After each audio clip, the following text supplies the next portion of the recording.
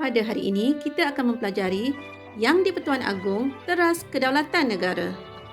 Kedudukan Yang di-Pertuan Agong satu-satunya jawatan unik di dunia. Yang di-Pertuan Agong merupakan Ketua Negara Malaysia. Sebagai Ketua Utama Negara, Yang di-Pertuan Agong memayungi 3 badan kerajaan iaitu Badan Perundangan, Badan Eksekutif dan Badan Kehakiman.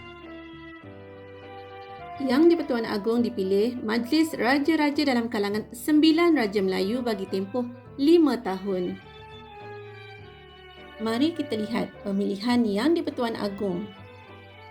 Mula-mula, pemilihan Yang di-Pertuan Agong dibuat melalui undian sulit oleh 9 orang Raja Melayu dalam Majlis Raja-Raja.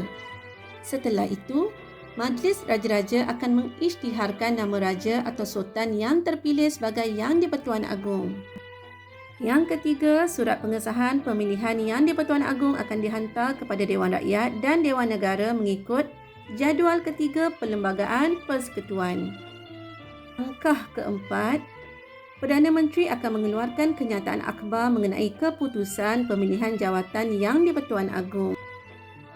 Yang terakhir, Yang di-Pertuan Agong melafazkan sumpah atau ikrar dan menandatangani surat sumpah memegang jawatan dalam mesyuarat Majlis Raja-Raja.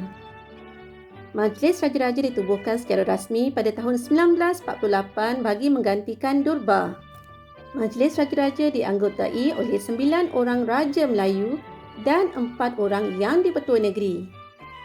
Antara tugas utama Majlis Raja-Raja termasuklah melaksanakan pemilihan Yang di-Pertuan Agong.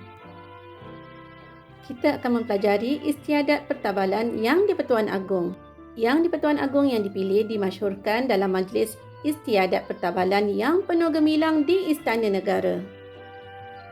Kemudian, Yang di-Pertuan Agong menandatangani surat sumpah memegang jawatan yang disembahkan oleh penyimpan moho besar diraja.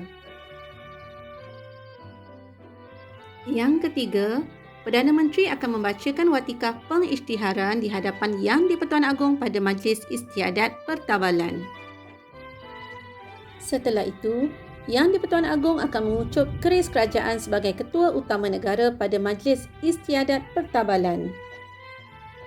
Kini, giliran Yang di-Pertuan Agong melafazkan ikrar untuk menjalankan pemerintahan yang adil dan saksama pada Majlis Istiadat Pertabalan. Daulat Tuanku. Apakah bidang kuasa Yang di-Pertuan Agong? Yang di-Pertuan Agong ialah Ketua Agama Islam bagi negeri Baginda dan negeri-negeri tidak beraja iaitu Pulau Pinang, Melaka, Sarawak, Sabah dan wilayah Persekutuan. Yang kedua, Yang di-Pertuan Agong melantik Perdana Menteri dan anggota Kabinet Malaysia. Yang di-Pertuan Agong mempunyai kuasa dan tanggungjawab melindungi kedudukan istimewa orang Melayu dan peribumi Sabah serta Sarawak. Yang keempat, Yang di-Pertuan Agong memelihara kepentingan sah kaum-kaum lain sebagai warga negara Malaysia.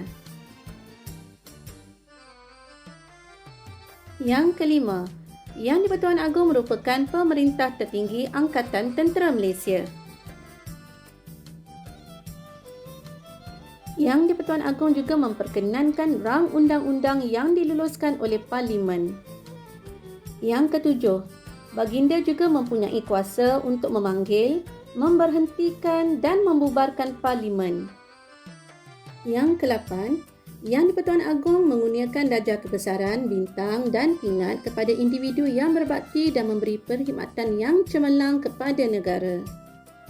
Diharapkan anak-anak jelas dengan tajuk kita pada hari ini iaitu kronologi pemilihan Yang di-Pertuan Agong, Majlis Raja-Raja, istiadat pertabalan Yang di-Pertuan Agong dan bidang kuasa Baginda.